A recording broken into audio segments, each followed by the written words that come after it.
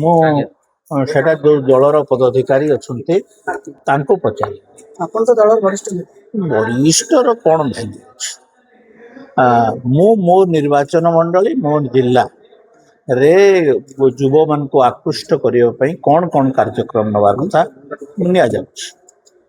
ଦିଲ୍ଲୀରେ ଯୋଉଭଳି ପରିସ୍ଥିତି ହେଲା ଯୁବପିଢି ମାନେ କାମ କରିଦେଲେ ଆଗକୁ ପଞ୍ଚାୟତ ଏବଂ ପୌର ନିର୍ବାଚନ ରହୁଛି। ଯୁବ ଭୋଟରଙ୍କ ସଂଖ୍ୟା ପାଖାପାଖି 84 ଲକ୍ଷ ରାଜ୍ୟରେ ଅଙ୍କ ବିଗାଡି ଦେବେ ବୋଲି କୁହାଯାଉଛି ସରକାରଙ୍କ ଗଣିତ। ଅଙ୍କ କଣ ବିଗାଡିବେ? ଅଙ୍କ ଯୁବକ ମାନଙ୍କର କୌଣସି ସମସ୍ୟାକୁ ଯଦି ସରକାର ସାମ୍ନା କରୁଥିବେ ତାହେଲେ ଅଙ୍କ କଣ ବିଗାଡିବେ? ଆମର ତ ପ୍ଲସ୍ ଅଧିକାଂଶ ଯୁବକ ବିଜେପି ସମର୍ଥିତ, ତ ଆମ ପାଇଁ ତ ପ୍ଲସ୍ ସେଟା। ବିଗତ ଯେଉଁ ବଜେଟରେ ଯେଉଁ ସବୁ ଆୟ ବ୍ୟୟର ନିଘଣ୍ଟ କରାଯାଇଥିଲା ଏବଂ ରାଜସ୍ୱ ଆୟ କେତେ ଏବଂ କେଉଁ ବିଭାଗ ରାଜସ୍ୱ ଆୟ କେତେ ଏବଂ ବ୍ୟୟ କେତେ ଏବଂ କେଉଁ ବିଭାଗରେ କେତେ ଟଙ୍କା ଖର୍ଚ୍ଚ ହବାର ଅଟକଳ କରାଯାଇଛି, କେତେ ଟଙ୍କା ଖର୍ଚ୍ଚ କରାଯାଇଛି, କେତେ ଟଙ୍କା ବାକି ଅଛି ଏବଂ ଲକ୍ଷ୍ୟ କ'ଣ, ଆମେ ସେସବୁ ବିଷୟରେ ପୁଙ୍ଖାନୁପୁଙ୍ଖ ଆଲୋଚନା କରିଥିଲୁ।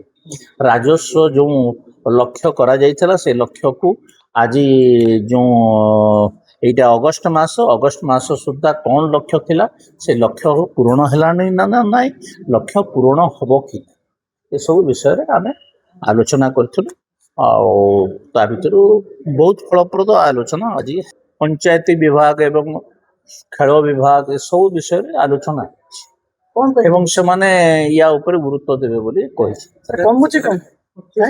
ଖର୍ଚ୍ଚ ହବା କଥା ଖେଳ ବିଭାଗ ତାଙ୍କର ପ୍ଲି ନଉଛନ୍ତି, ତାଙ୍କ ପାଖରେ ତାଙ୍କର ନିଜସ୍ୱ ଏଜେନ୍ସି କିଛି ନାହିଁ ଖର୍ଚ୍ଚ କରିବା, କିନ୍ତୁ ପଞ୍ଚାୟତି ରାଜଟା ଚିନ୍ତାଜନକ। ଯୋଉଟା ଆପଣ କହୁଛନ୍ତି ମୁଁ ସେଥିରେ ସହମତ।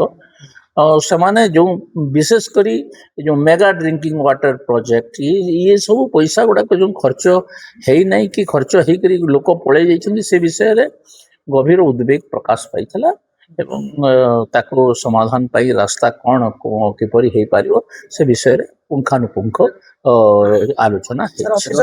ଆମେ ସରକାରଙ୍କୁ ଯାହା କହିବା କଥା ଆମେ କମିଟି ମାଧ୍ୟମରେ କହିବୁ, ସେଇଟା କହୁଛୁ, ସେଇଟା ଆମର ଦାୟିତ୍ୱ ହେଲା ଏତିକି।